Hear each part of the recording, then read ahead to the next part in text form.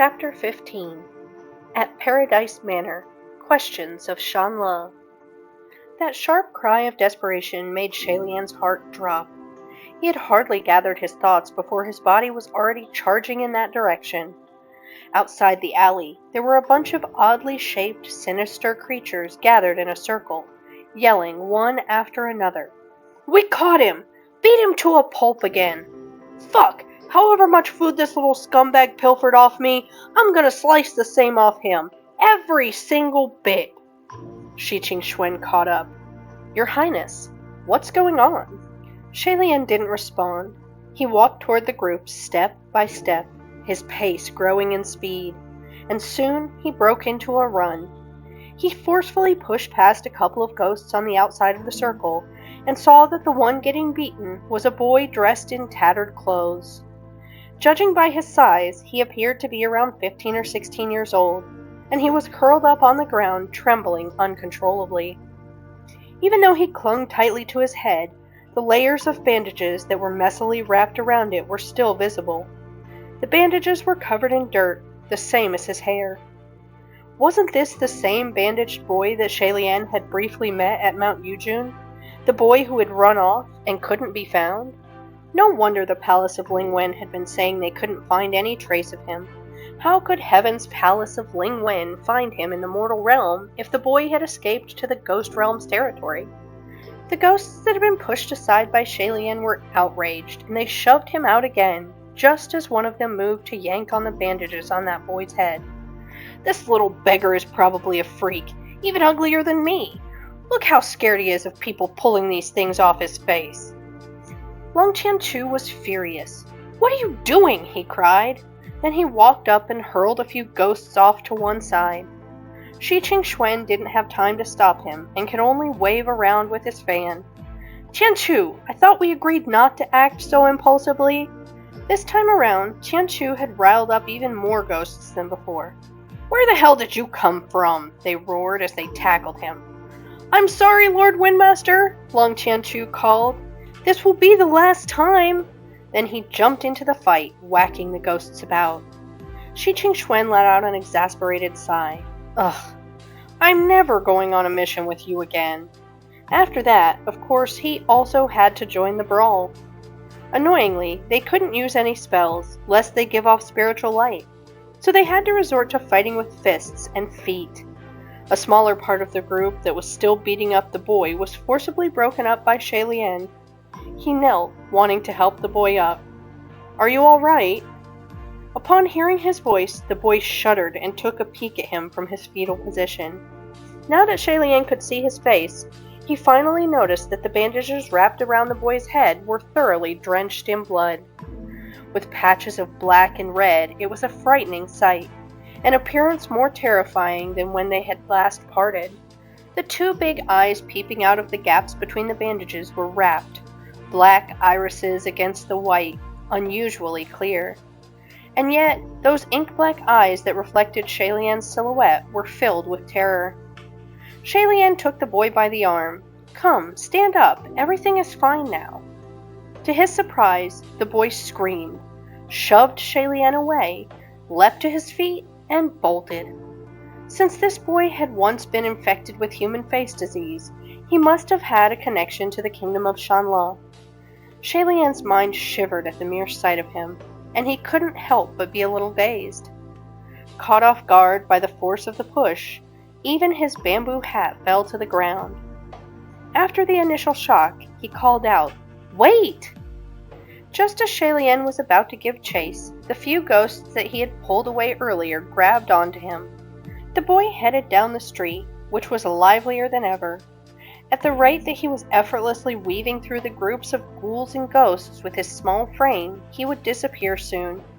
It would be difficult for Roya to track down a person in this kind of setting, so in that split second of urgency, Shalian called out behind him.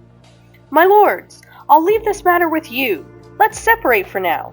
Go hide and we'll meet here again in 3 days at the latest." Roya slid out and sent those ghosts flying in the direction of the other two officials, while Shalian bent over slightly, picked up his bamboo hat, and set off running in the direction of the boy. He squeezed through the crowd with immense difficulty, shouting all the while, "Excuse me! Excuse me!" Because the boy had spent most of his life hiding and dodging in the mortal realm, escaping was practically second nature to him. His head could be seen in 1 second, then there was a shadow the next, and after that, there was nothing more. He was getting farther and farther away. Shailian didn't know if it was his imagination, but he felt that the crowds on the street were getting thicker by the minute. With humans and ghosts alike pressed against each other, it made it really difficult for him to jostle through. Shailian's mind was in disarray, so he knocked over a number of stalls and he cried, I'm sorry, as he continued to run. Ghosts weren't to be crossed carelessly, however, and they yelled after him, Sorry does shit! Catch him! Shailian suddenly felt a chill on his back as if a hand had seized him, and he immediately knocked it back. Who is it? The hand was a tentacle that had come out of nowhere, and a mob of ghosts came swarming, their screeching and rough voices surrounding him. Hey! Let's teach this little pretty boy a thing or two. How dare he start shit in Ghost City? A large, dense crowd of nefarious creatures poured onto the street. Seeing that he was about to lose the boy in the crowd, Shailian did his best to throw off the tentacle that caught him. Everyone, I'm really sorry. I don't mean any harm. Please allow me to find someone, then we can discuss reparations afterward. The horde of ghosts was relentless. You wish! In all the pushing and pulling, the boy had disappeared completely. Shailian was dazed, not quite sure what he was feeling. Was it disappointment at not being able to catch the boy, or was it relief that a nightmare had passed once more? Suddenly, there was a commotion in the ghost crowd. They immediately parted, forming a path, as if someone of importance had arrived. Shailian came to his senses and saw a tall, black-clad figure walking straight toward him through the path created by the mob. That person yelled, Settle down! Let him go! The black-clad figure, like most of the ghosts on the street, wore a mask. It was a funny mask, with a face that was contorted as if it were smiling woefully. The mob muttered under their breath, It's the Waning Moon officer. And they released their hold on Shailian at last. It seemed this black-clad figure was someone significant in Ghost City. The moment he approached Shailian, he bowed. Greetings, Daojang. Chengzhu wishes to see you. Huh? Me? Shailian pointed at himself. The Waning Moon officer replied, Yes, Chengzhu has been waiting for you at Paradise Manor. All around them, the mob sucked in their breath. Chengzhu wants to see him? Did I hear that right? Paradise Manor? That's Chengzhu's sanctuary. He's never had guests there. Someone who had come from a different street pointed out, Wait a sec. Isn't he the one who won against Chengzhu today at the Gambler's Den? I mean, the one Chengzhu educated? All eyes were now focused on Shailian, each pair bigger than the next, forcing Shailian to raise the bamboo hat in his hand to hide from the stares. The Waning Moon officer beckoned. This way, please. Shailian nodded and followed him. The crowd parted once more, and the Waning Moon officer led Shailian through the path. No one dared to follow, and after an instant's time, the two had left the bustling street behind and made their way further into a quieter, more remote part of the city. During their walk, the two barely conversed. The Waning Moon officer walked as though he was going to disappear into the shadows at any moment, so Shailian followed closely. As his eyes swept idly past the officer's wrist, he abruptly noticed that it bore a black, cursed circle. It was something he was more than familiar with. A cursed shackle? His eyes widened, but he was silent in his shock. Just then, the Waning Moon officer spoke up. We are here. Shailian looked up and realized he had been led to a lake. There were haunting will-o'-the-wisps floating above the waters, playing around and chasing each other.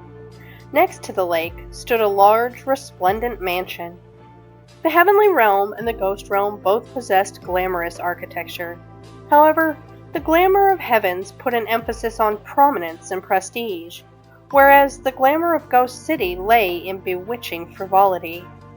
Even the large characters displaying the name of this mansion, Paradise Manor, emitted an evil aura. Strange music came from the inside, airy and soft, incredibly enchanting, as if there were many women giggling and teasing, singing and dancing languidly in play. Following the music, Shaylien entered the mansion slowly. After raising a beaded curtain, warm, perfumed air came rushing at his face. Shaylien turned his head slightly to avoid getting engulfed in the scent.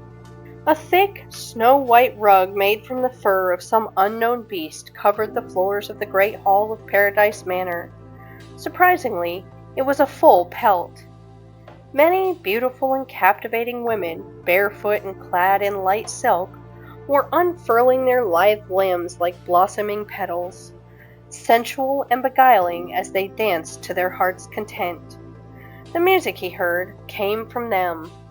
The ladies were spinning seductively like bouquets of roses covered in thorns, blossoming in the deep night. When they spun over to Shaylien, they playfully teased him with their eyes. If any travelers walking in the night were to accidentally intrude upon this scene, it was hard to say whether they'd be more frightened or enchanted. However, when Shaylien scanned the main hall, his eyes went straight through those women to the person seated in the back. At the end of the great hall there was a large divan made of black jade, expansive in size. Upon it over a dozen people could lounge, but there was only one man seated there, and it was Hua Cheng. There was a group of gorgeous ghost women dancing before him, but he didn't spare them any looks, only lazily keeping an eye on what was before him. In front of Hua Cheng was a small golden palace. It roughly resembled a heavenly palace, but on closer inspection, that little structure was built from thin sheets of gold foil, stacked one upon the other. He was also absent-mindedly twirling a piece of gold foil in his hand. Gold Foil Palace. Shaylien had played this game often when he was a child. It was no different from village kids stacking rocks to build houses. When he was younger, he disliked separation by nature, and it didn't matter what it was. As long as the objects were placed together, Shaylien would refuse to separate them. So whatever it was he built, he'd forbid anyone to touch it, and he always wished desperately that he could glue the fragile sheets together so that it'd never collapse. When he was even younger, if he saw his golden palace fall apart, he'd be distressed to the point of refusing food and sleep until the king and queen coaxed him from his shell. The golden palace before him now was grand, made of hundreds of layered foil sheets, and fragile like an egg, as if a gentle breeze could blow it down. Shaylien couldn't help but chant mentally, "Don't collapse! Don't collapse!" A brief moment later, however, Hua Cheng gazed at his work and flashed a smile. He extended a finger and flicked the top of the golden palace. Flitter, flatter, the foil fluttered and collapsed into a heap. Golden foil was now strewn across the ground. The golden palace was destroyed, but Hua Cheng appeared amused by his handiwork, like a child who'd pushed over a tower of building blocks. He mindlessly threw away the gold foil sheet that was still in his hand and jumped off the divan. The dancing women immediately stopped in their steps and backed off to the sides, silencing their songs. Stepping on the gold foil sheets as he went, Hua Cheng walked toward the entrance. "Since Guga is here, why not come in? We haven't been apart for that long, so don't be a stranger to Sanlong." At this beckoning, Shaylien let down the beaded curtain. Earlier, in the gambler's den, it was Sanlong who pretended not to recognize me. Hua Cheng approached and stopped at Shaylien's side. Lung Chenchu was there too, so if I didn't put on an act, I'd be giving Guga trouble. That was a really sloppy act, Shaylien thought. Hua Cheng probably knew that Shiqing Xuan was in the crowd too, so Shaylien stopped worrying about hiding anything. Sanlong is knowledgeable, as always. Hua Cheng laughed. Of course. So, is Guga here only to visit me? If Shaylien had to be honest with himself, had he known Hua Cheng was here, he would have asked for leave so he could pay him a visit. Alas, that was not what happened. Hua Cheng, however, wasn't waiting for a response from Shalian at all, and smiled. Whether you're here to see me or not, I'm happy either way. Shalian was startled by those words. He hadn't had a chance to respond before the women standing on the sides started giggling. Hua Cheng inclined his head, and they all stopped at once, their heads bowed low. They soon filed out of the hall, leaving only the two of them in this massive chamber. Come have a seat here, Gaga, Hua Cheng said. Shalian examined him as he followed, smiling. So this is your real appearance? Hua Cheng paused slightly in his step. Maybe it was his imagination, but Hua Cheng's shoulders seemed to stiffen for a flash of a second. The moment didn't last, and Hua Cheng responded naturally. I did say the next time we meet, I would greet you with my real appearance. Shalian grinned and said earnestly, Not bad. Shalian's tone wasn't teasing or consoling. The words very simply said. Hua Cheng gave a small smile back, and this time, it was genuinely relaxed. They took a few more steps when Shalian suddenly remembered something important he'd wanted to confirm with Hua Cheng. He removed the silver chain from around his neck. By the way, Shalian said, did you leave this? Hua Cheng glanced at the ring and smiled. It's for you. What is it? Shalian asked. Nothing important, Hua Cheng replied. Just keep it for fun. Although that was what he said, Shalian knew that this object must be truly valuable, not something so insignificant. Then, thank you, Sanlong. Seeing Shalian put the chain with the ring back around his neck, Hua Cheng's eyes shimmered brightly. Shalian looked around him. Back at the gambler's den, you said you were going to Paradise Manor. I thought it was something like a brothel or the red light district, but this looks more like an entertainment hall. Hua Cheng arched his brows. Gaga, what are you saying? I never go to the red light district. Shalian was amazed. Really? Of course, Hua Cheng replied. The two approached the black jaded divan and sat down next to each other. Hua Cheng continued. This is nothing but a place I remodel now and then. A residence of sorts. I hang around here when I'm free. If I'm busy, I leave it be. So it's your home? Shalian commented. Residence, Hua Cheng corrected. Not a home. Is there a difference? Shalian asked. Of course, Hua Cheng replied. A home has family. A place where someone lives alone is not a home. Shalian felt his heart stirred by this. By that definition, it had been over 800 years since he had anything that could be called a home. Although Hua Cheng had no trace of loneliness on his face, Shalian thought they were perhaps alike. Hua Cheng continued, If it's home, then even a small place like Puchi Shrine is a million times better than my Paradise Manor. Shalian agreed sincerely with the sentiment and smiled. I didn't realize that Sanlong was this sentimental, but to compare this to my Puchi Shrine, you're really pulling my leg here. Hua Cheng laughed.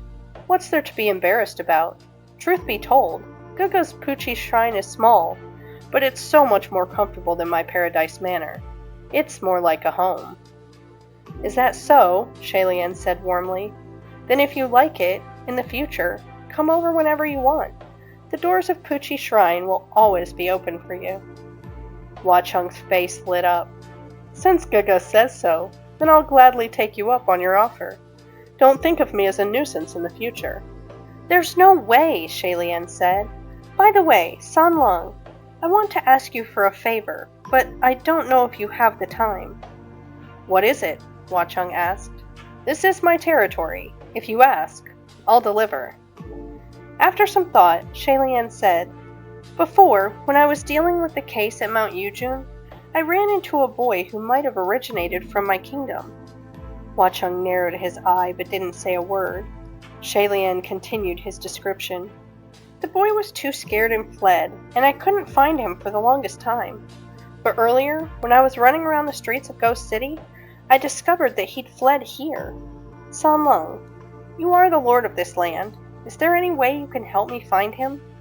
The boy's face is wrapped in bandages, And he only just ran away from the front steps of Paradise Manor. Wachung smiled. All right, I understand. There's no need to worry, Guga. Just wait. Shalian sighed a breath of relief. Truly, thank you again. This is nothing, Wachung said. But you left Lung Qianchu just like that? Shalian thought to himself, if Lung Qianchu were here, straightforward and obtuse, who knows what trouble he'd start. It's probably best that we meet up later. Shalian replied casually, His Highness Taiwa caused you trouble earlier at the gambler's den. Sorry about that. That slightly condescending smirk appeared on Wachung's face again. What are you saying? Who is he to even count as trouble? The things he broke, Shalian started, and Wachung laughed. For Guga's sake, I'll clear his account. He can go around as he wishes, as long as he doesn't show his face in front of me. Shalian was amazed. You don't care if there are heavenly officials frolicking about in your territory? Could Wachung really be that confident? Wachung smiled. Guga might not know this, but while all three realms proclaim Ghost City to be a hell of corruption, a pandemonium, in reality, everyone wants to come carouse.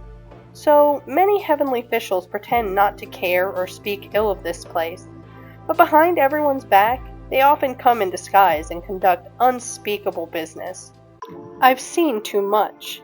If they don't stir up trouble, then I don't care. And if they do, then even better, because then I can wipe them all out at once. It wasn't that His Highness Taiwa was trying to cause havoc on purpose. It was just that, after seeing a round of that sort of bets go down, he felt he had to stop it. He acted on impulse, Shalian explained. That's his lack of experience, Wachung said impassively. Humans are all the same. When given the choice between gaining 10 extra years of life or cutting their enemy's life 10 years shorter, they'd pick the latter without hesitation. He then crossed his arms. That an idiot like Lung Qianchu can ascend, the heavens are truly lacking in humanity. Shalian rubbed his forehead, feeling a little guilty. You can't say it like that. After all, someone like me ascended 3 times. After some hesitation, Shalian spoke up. Sun Lung, it may be out of line for me, but I still have to say it. That gambler's den of yours is incredibly dangerous. Won't it blow up in your face one day? A place that allowed the betting of sons and daughters and people's lives, granting wishes for others' sudden death, it was dreadfully sinful. Never mind a little brawl. If one day the bets got out of hand, the heavenly realm wouldn't be able to stay on the sidelines. Wachung gave him a look. Your Highness, did you ask Lung Qianchu why he had to jump into that mess? Shalian was slightly taken aback, not quite understanding the intent of the question. Wachung continued. I bet he must have told you that if he didn't do it, no one else would. He was amazingly on the mark, obviously having seen through Lung Qianchu. That's indeed what he said, Shalian admitted. Then I'm the complete opposite, Wachung said. If I don't control a place like this, then someone else will. I'd rather that person be me. Shalian knew when to back down, and he nodded. I understand. It seemed, although Wachung was the sentimental sort, he also cared more about control and power than Shalian realized. Wachung continued. Nonetheless, thank you, Guga, for your concern. Just then, Shalian heard a voice from the door. Changshu, I've brought him. Shalian looked to the front entrance and saw the waning moon officer from before, bowing just before the beaded curtain. In his arms he held none other than the ragged boy in bandages. Wachung didn't even turn his head. Bring him over. Thus, the waning moon officer carried the boy inside and put him gently on the ground. Shalian couldn't help but peek at the officer's wrist again to see whether there really was a cursed shackle, but he bowed and stood down swiftly after delivering the boy. Since there were more important matters at hand, Shalian cut in first and soothed the boy. Don't be scared. It was my fault last time. I won't do it again. The boy's eyes were wide with fear and confusion, but he stayed in place. Perhaps because he had run out of energy to escape, or perhaps because he knew he couldn't get away. He peeked at Shaylien, then peeked at the lap table on the black jade divan. Shaylien followed his line of sight and saw that he was eyeing a plate of luscious fruit. The boy must have been hiding for too long and had not eaten. Shaylien turned to Hua Chung, but before he said anything, Hua Chung answered, "Go ahead. No need to ask me." It wasn't the time for politeness, so Shaylien uttered a thanks and reached for the plate of fruit, giving it to the boy. That boy snatched the plate from Shaylien and started stuffing fruit into his mouth. It appeared he really was desperately starving. Even when Shaylien was at his worst, starved like a stray dog, he never shoved food into his face like this. "Slow down," he chided gently. After a pause, he attempted, "What's your name?" The boy mumbled as he ate, looking as if he was trying to say something, but couldn't do so clearly. "He may not have spoken in many years, and has forgotten how," Hua Chung suggested. Indeed, it looked like this boy did not speak much, not even to Zhao Ying, and had likely been like this for a long time. Shaylien sighed. "We can do this slowly." By then, all the fruit on the plate had been devoured like a whirlwind. Seeing that his bandages were soaked with dried blood, covered in black and red spots alike, Shaylien made a gentle offer after a moment of thought. "There are wounds on your face, and they seem serious. Let me help take a look." At the mention of unwrapping his bandages, fear immediately engulfed the boy's eyes. However, after Shaylien's tireless soothing and encouragement, he once more sat down obediently. Shaylien retrieved a bottle of medicinal powder from his sleeve, moving slowly as he unraveled the mess of bandages around his head. As he had suspected, although the boy's face was a mangled mess, all the terrifying little human faces were gone, replaced by large blotches of bright red scars. The last time they met at Mount Yujun, there were burns covering his face, but not as much blood. The boy must have used a knife to cut away the human faces from his own since then, leaving those scars behind. Shaylien's hands trembled softly as he rubbed the medicine in. Hua Chung caught his wrist and said, "Let me." Shaylien shook his head and gently pulled his hand free, then said in a low voice, "No, let me do this myself." 800 years ago, in the kingdom of Shanla, many who contracted this disease found themselves with no other options and chose this route of self-mutilation. It was hell on earth. Some would miss their target and cut where they shouldn't, and die from blood loss as a result. Some, although successful in removing the terrible lesions, never healed from those wounds. As Shaylien wrapped fresh bandages around the boy's head, he realized that his features were actually quite proper. His nose straight and refined, his eyes black and clear.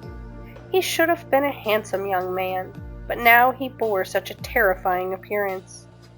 He was like many others before him. Even if he cut away the distorted human faces, his face would forever be a nightmare, never to recover. Shaylien finished wrapping the new bandages before he asked with a shaky voice, "Are you from Shanla?" The boy turned to gaze at him with his big eyes. Shaylien repeated his question, but the boy only shook his head. Shaylien then asked, "Then where are you from exactly?" The boy answered arduously, "Yong'an." The human face disease had only ever erupted within the kingdom of Shanla, yet this boy was from the kingdom of Yong'an. Shaylien felt his sight go dark and he blurted out, "Have you ever met the white-clothed calamity?" White-clothed calamity, the origin of plagues, the symbol of misfortune. He was the nightmare of the previous generation of gods, before Crimson Rainsop Flower was born. If not for Jun Wu, who personally exterminated him, that nightmare would have probably continued even to this day.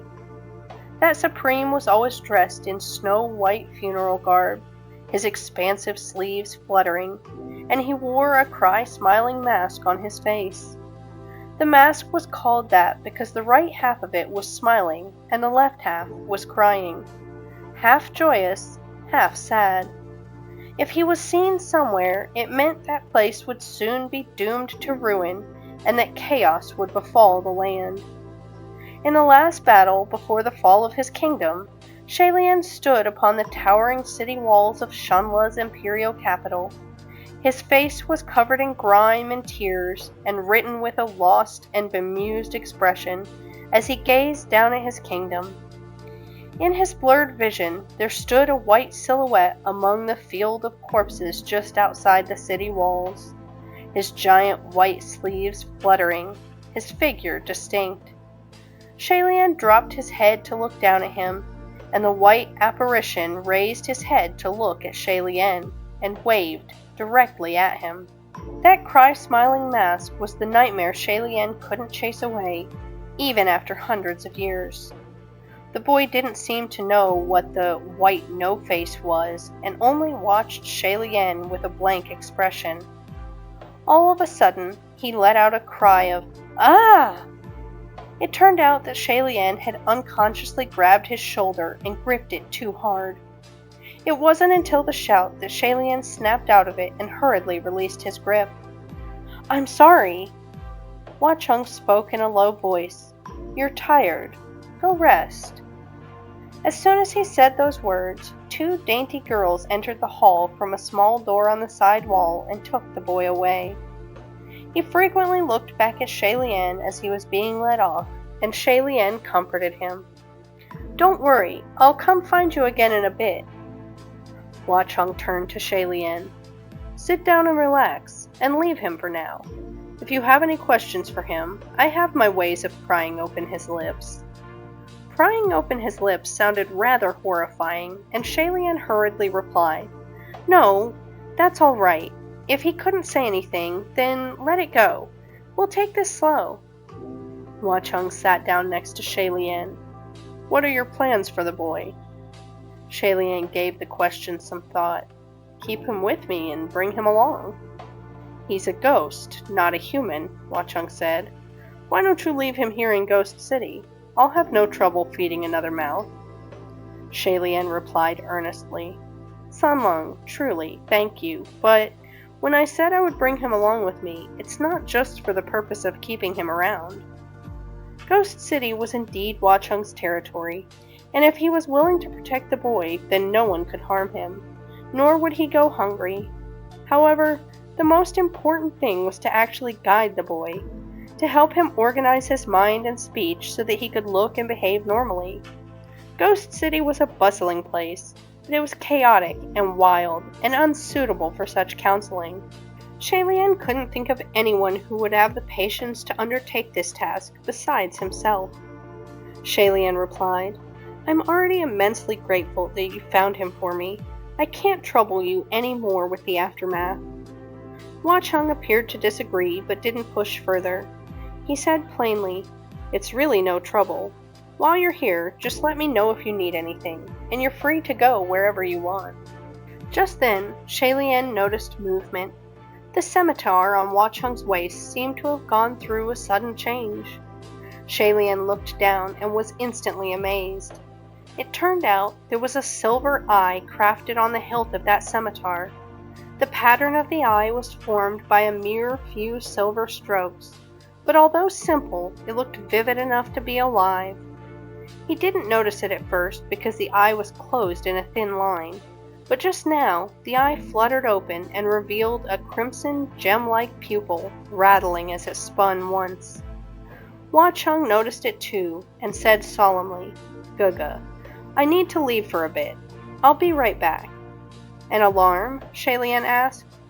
Could Lord Windmaster and Tianchu have shown their true selves here in Ghost City? Shalian rose too. "I'll come with you." Hua Chung gently pushed him back down. "Don't worry, it's not His Highness Taiwa or the other one. Guga, just sit here.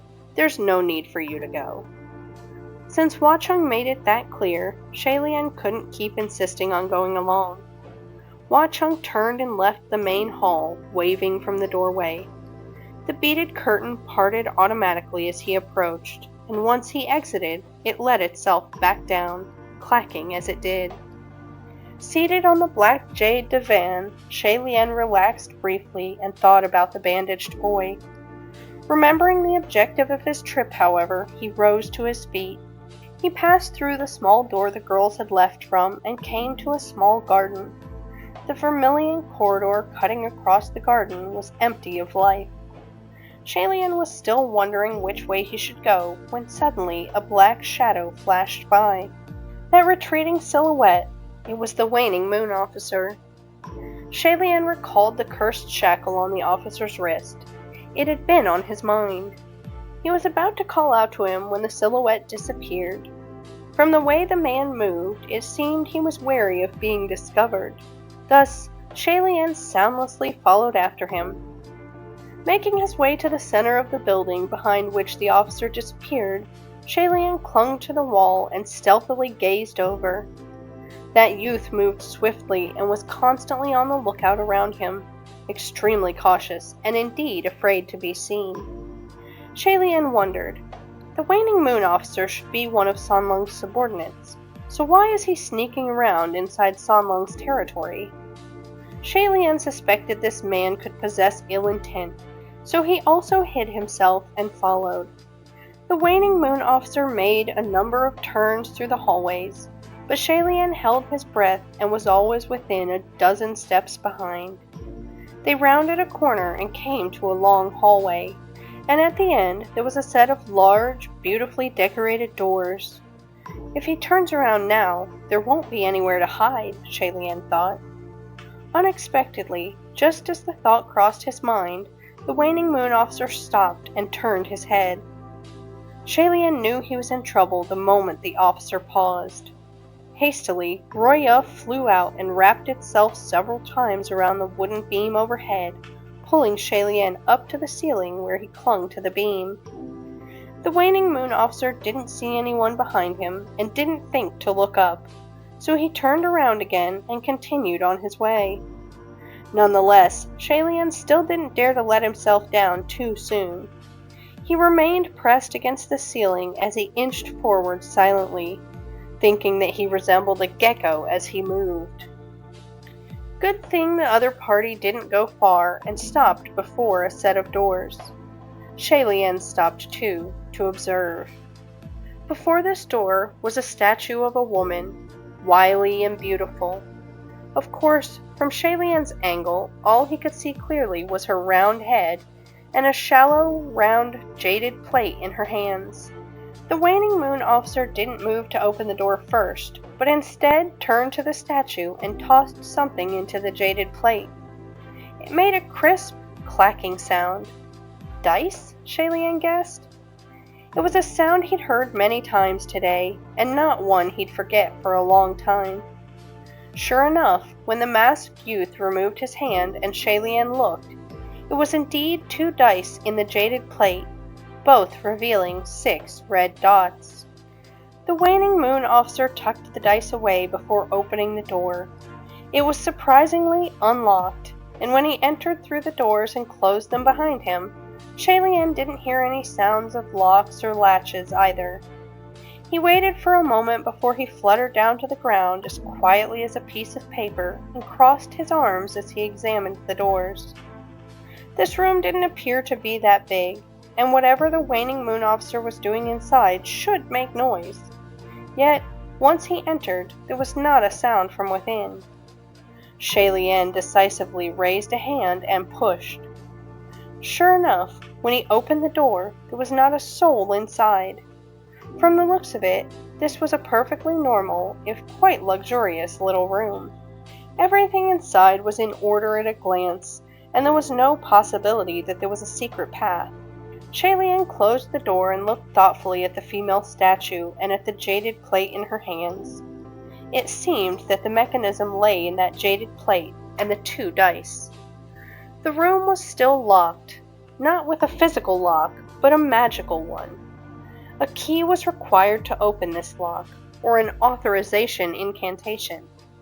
The dice must roll 2 6s in that plate for one to see the real destination behind those doors. But Shalian rolling 2 6s right then and there was something that would never happen. He could only gaze at the door and sigh. After he paced for a bit in front of the doors, he withdrew and returned from whence he came. After walking for a while, he stopped abruptly. Walking toward him from the other end of the path was a tall, red-clad figure with a slender and long silver scimitar hung at his waist. It was Hua Cheng. He walked over with his arms crossed. "Guga, I've been looking for you." He looked exactly as he did when he left, the only difference being that the scimitar on his waist was out of its scabbard. It, along with the scabbard, clattered against him, clanking as he walked, painting a picture of arrogance. However, that silver eye on the hilt of Ming was closed. Shalian composed himself and said, "I was going to go see the child, but I didn't realize your house was so big. I got lost." At first, Shalian was going to tell Hua Cheng about what had just happened, but when the words came to his lips, they turned around and he swallowed them. The reason he had come to Ghost City was to investigate the missing heavenly official. Any signs of suspiciousness must not be ignored, and who knows, maybe the missing official was imprisoned in that room. It'd be best if he could find a way to go through those doors first. If the two matters were unrelated, Shalian would report to Hua Cheng about his subordinate's suspicious actions, but if the two matters were related, Hua Cheng spoke as he led Shalian back to the main hall. "If you want to see that boy, I can send someone to bring him to you. There's no need for you to seek him out yourself." It was probably because Shalian had something to hide, but the way he spoke to Hua Cheng unconsciously became more docile. You finished your business so fast?" "It's finished," Hua Cheng replied. "Just another gang of useless trash embarrassing themselves, that's all." The tone in which he said "useless trash" was very familiar, and Shalian guessed. "Did the green ghost Qi Rong come and cause trouble?" Hua Cheng laughed. "That's right. Didn't I tell you that many have their eyes on my place here? Qi Rong has wanted Ghost City for himself for years now, but the most he can ever do is want and burn with envy. So every so often, he'll send some even more useless underlings to cause mischief. Nothing worth mentioning. Don't worry about it. Actually, I just happen to have a place I want to show Guga. Might Guga grant me the pleasure?" "Of course," Shalian replied happily. Traversing the long corridor, Hua Cheng led Shalian to another lofty great hall. The doors of the hall seemed to be made of steel, with violent beasts carved upon them, horrible and terrifying. The moment Hua Cheng approached, the beasts parted and opened the doors. A blast of killing intent assaulted Shalian before he even stepped foot into the hall, and he tensed, veins popping on his hands, prepared to face anything. However, once he saw clearly what was inside the hall, he blinked.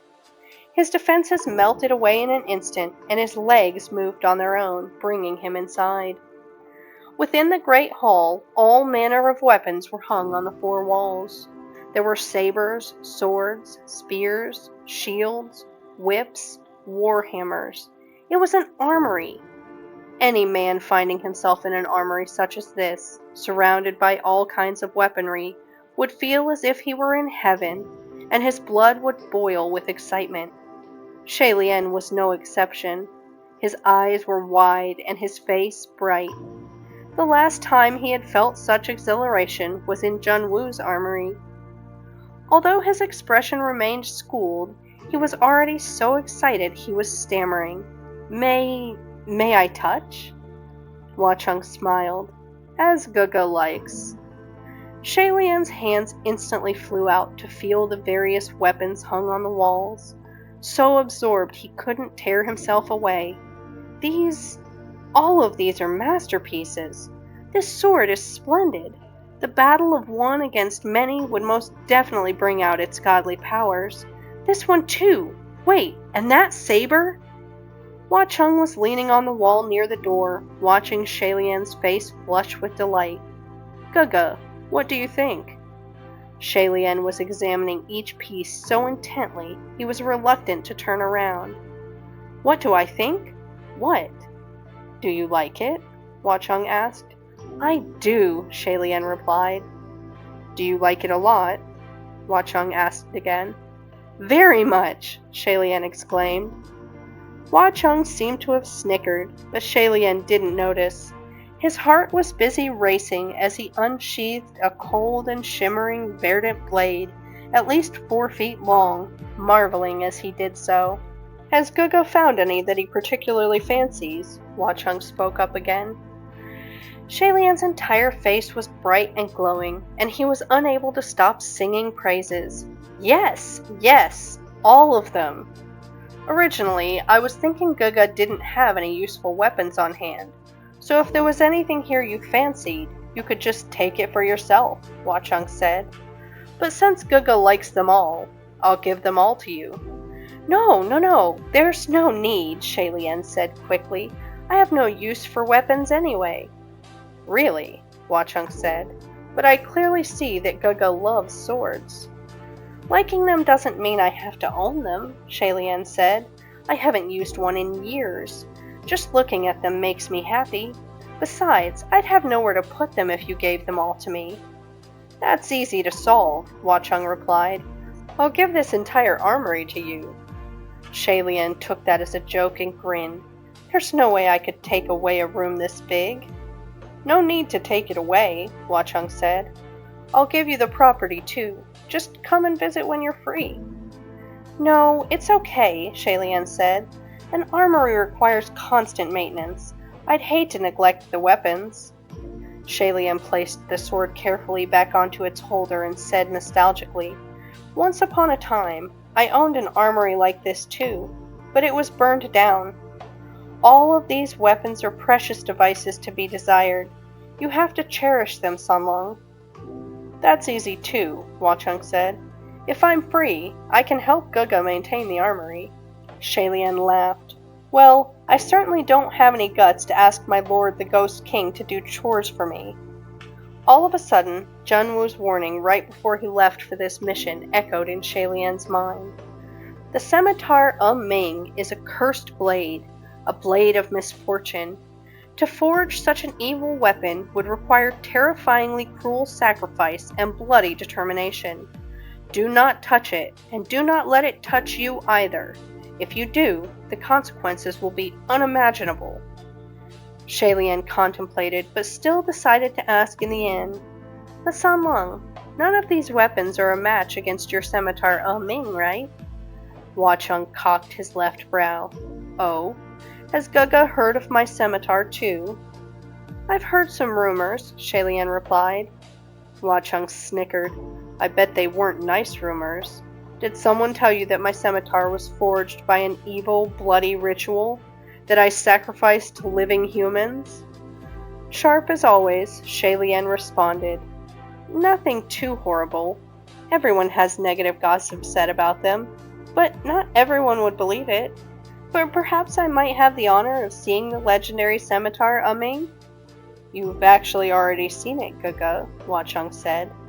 He took a few steps closer to Shailian and said softly, Look, Guga, this is Ming. The eye upon the scimitar that hung at his waist rattled as it swiveled in Shailian's direction. It might have been Shailian's imagination, but he thought that the silver eye was subtly squinting into a crescent.